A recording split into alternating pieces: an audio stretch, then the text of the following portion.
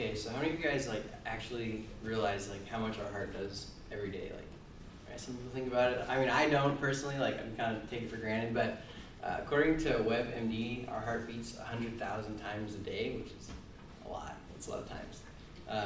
Probably more times than I think about my heart in my life. So today I'm going to talk about what heart disease is, and then I'm going to talk about what the American Heart Association does, and then I'm going to talk about things that they're doing to improve prevention and things like that. So according to the CDC, about 610,000 people die from heart disease every year. It's the leading cause of death in the United States. And it says there it's the 1 in every 4 deaths. I mean, that's a pretty huge statistic. So that means,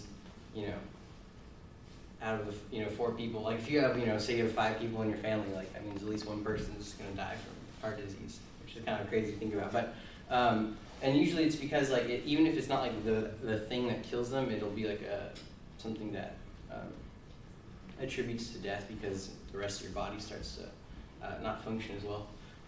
According to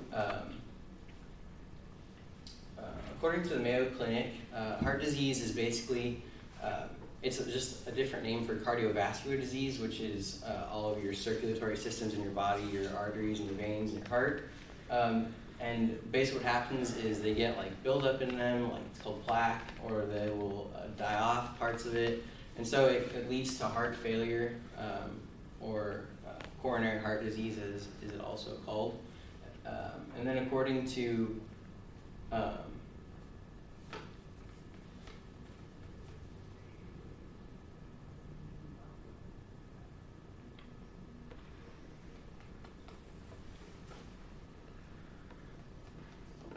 can't remember what the name of it is called, but it's also another basically explaining what heart disease is. It's the same kind of thing. It's interchangeable with cardiovascular disease, but it's basically your cardiovascular system fails, and it can include things like strokes and heart attacks and things like that.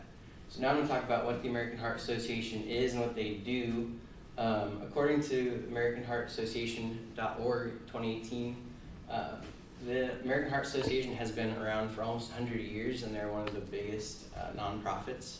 And they've funded a lot of like major like medical breakthroughs in regards to heart disease and things like that. Like they funded the research for like EKGs, or not EKGs, like defibrillators, external defibrillators, and they've also funded things for or funded research for pacemakers.